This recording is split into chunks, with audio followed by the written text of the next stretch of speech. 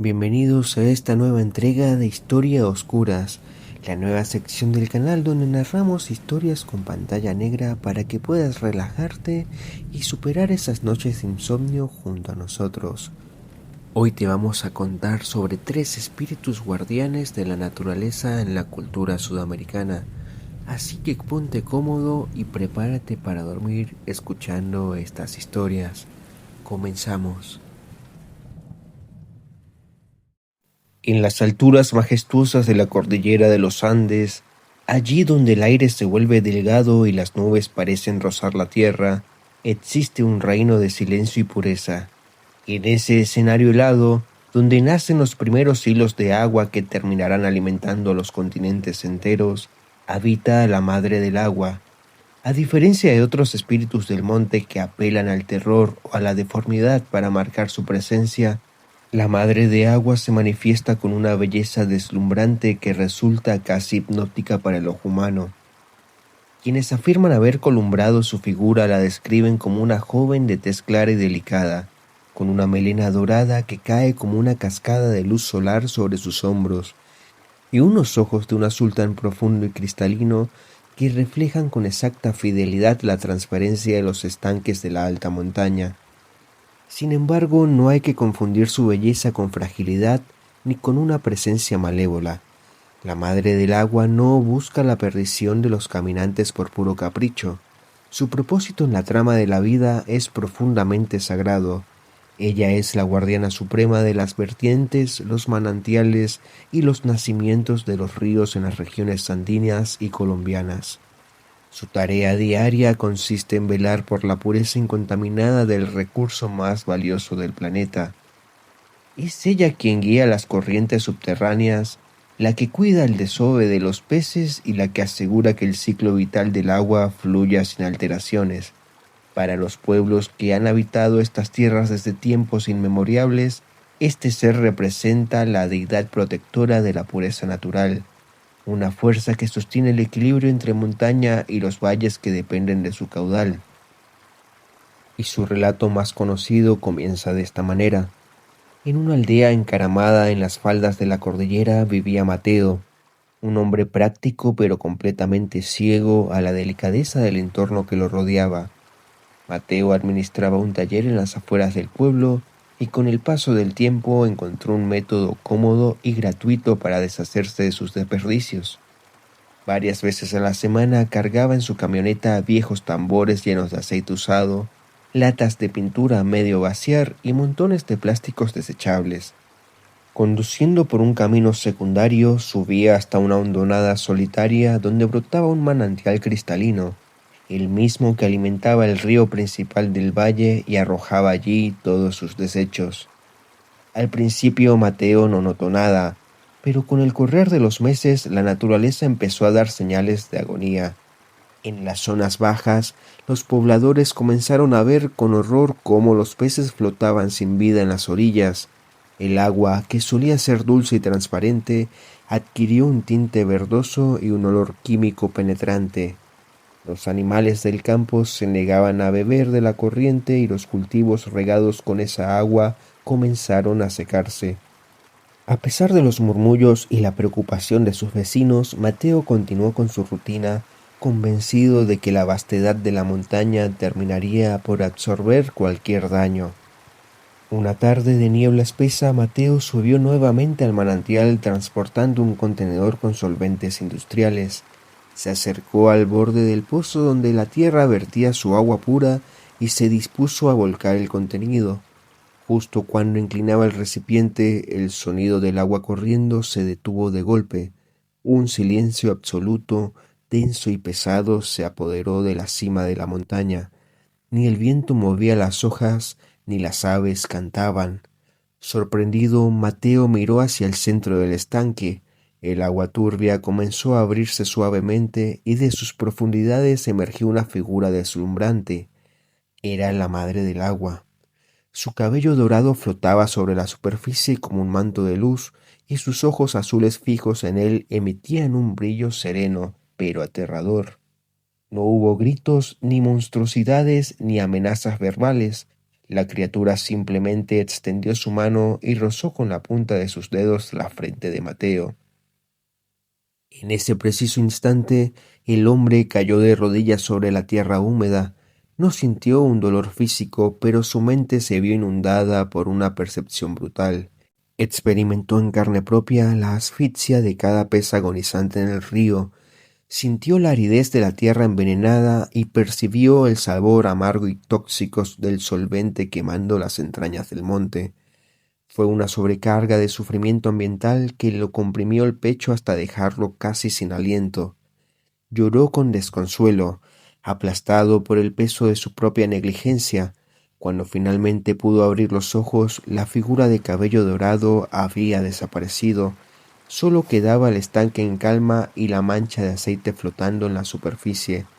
A partir de esa tarde, Mateo cambió por completo. Dedicó cada tarde de los meses siguientes a subir a la montaña, a no tirar basura, sino a limpiar. Retiró con sus propias manos cada lata, filtró los residuos del lodo y reforestó la ribera con plantas nativas. Solo cuando la última gota de agua volvió a brotar cristalina y los peces regresaron al cauce, Mateo escuchó de nuevo el suave murmullo del manantial, sintiendo que la guardiana de las cumbres le permitía al fin vivir en paz. Adentrarse en la cuenca del río Amazonas es ingresar a un mundo donde las proporciones de la naturaleza superan cualquier escala humana. En la vastedad de esta selva tropical, donde los cursos de agua parecen mares de agua dulce que serpentean entre la vegetación interminable, reina el Yakumama. Su nombre proviene de las lenguas originarias y se traduce literalmente como madre del agua. Pero a diferencia de ser percibida como una mujer con cabellos dorados como en el relato anterior, el Yakumama es concebido en la cosmología amazónica como una serpiente cósmica, un espíritu ancestral e inmortal que encarna la fuerza viva de los ríos y las cochas. La tradición oral sostiene que esta criatura colosal descansa en las profundidades más oscuras del lecho del río, velando por la salud del ecosistema entero. El Yakumama posee el poder divino de dominar las aguas y el clima.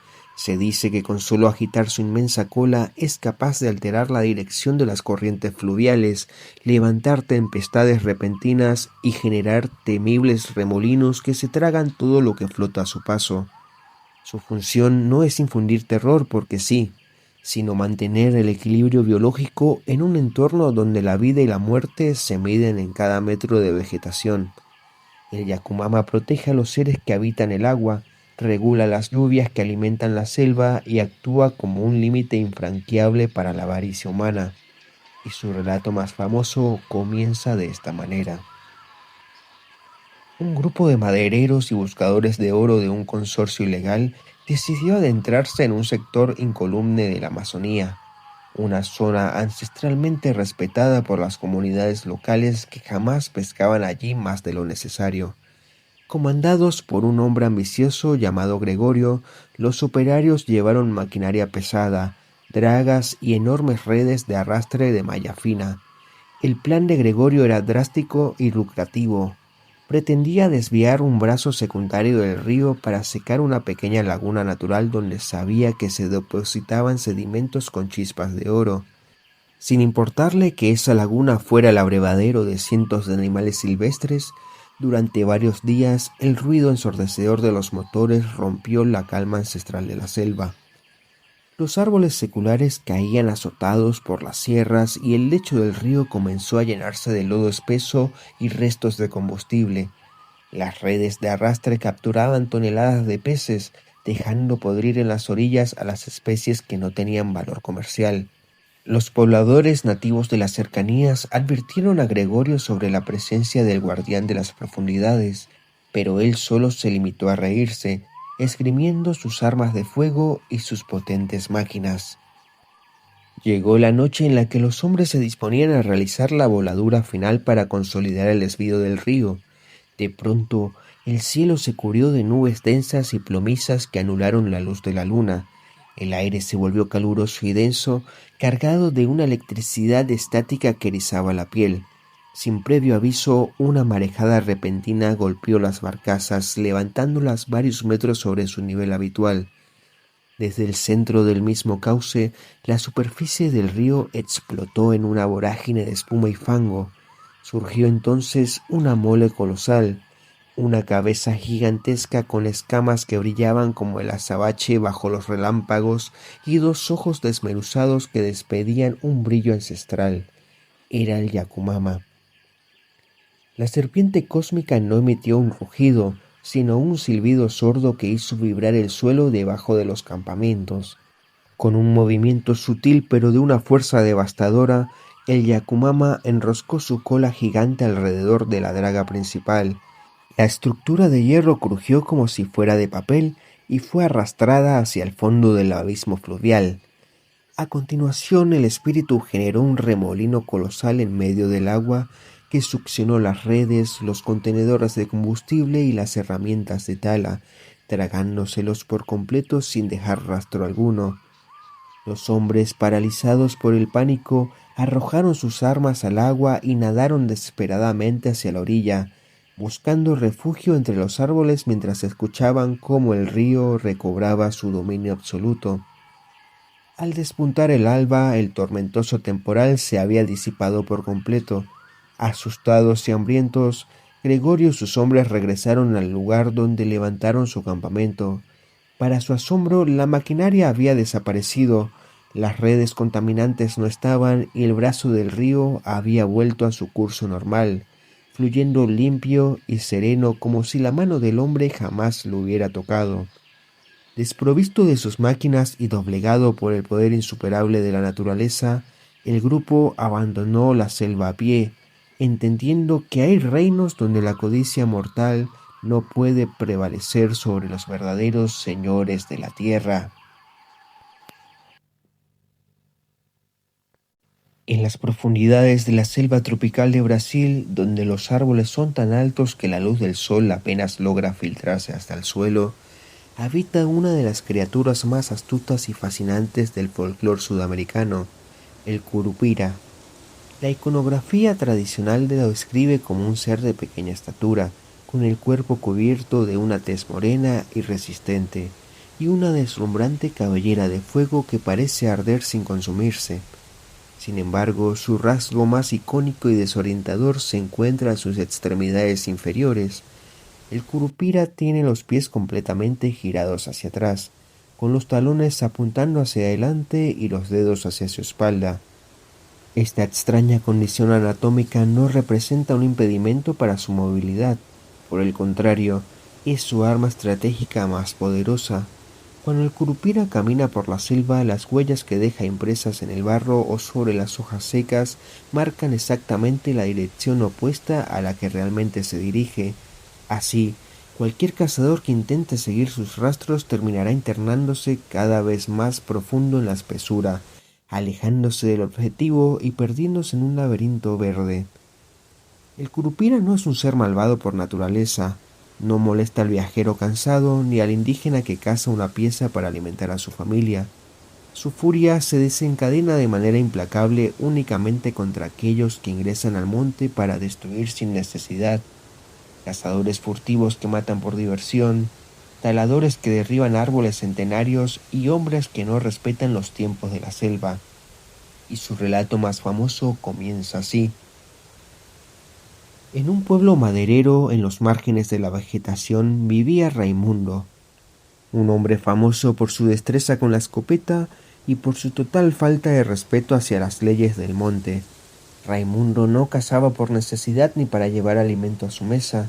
Su único motor era el orgullo y el beneficio económico que obtenía vendiendo las pieles y los trofeos. No le importaba si una hembra estaba criando o si un animal pertenecía a alguna especie en peligro. Para él, todo lo que se movía en el follaje era una presa potencial. Un día, atraído por las historias sobre una zona de la selva donde abundan los ciervos y los tapires, Raimundo se adentró en un sector denso y poco transitado. Llevaba consigo una escopeta de doble cañón, varias trampas de acero y un hacha para abrirse paso a través de la vegetación.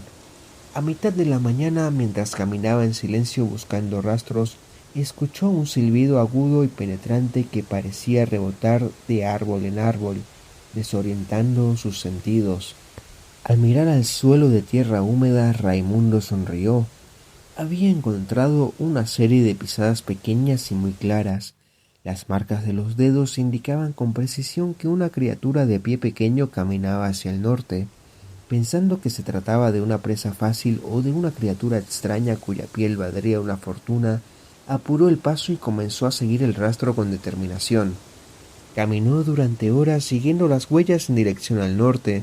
Sin embargo, a medida que avanzaba, la selva se volvía ridículamente densa. Las lianas se enredaban en sus botas, las espinas desgarraban su ropa y la luz del día comenzó a extinguirse mucho antes de lo habitual. Por más rápido que caminara, las pisadas seguían apareciendo frescas frente a él, pero el silbido misterioso ya no sonaba delante, sino a sus espaldas, cada vez más cerca. Confundido y acalorado, Raimundo se detuvo y examinó el terreno con atención. Fue en ese momento cuando notó la trampa. La criatura no se alejaba de él, caminaba hacia él o en círculos a su alrededor, engañándolo con la forma invertida de sus pies. Se dio cuenta de que había estado caminando exactamente en la dirección opuesta a la que creía, adentrándose en el corazón inexplorado de la selva por seguir un rastro falso. El pánico se apoderó del cazador.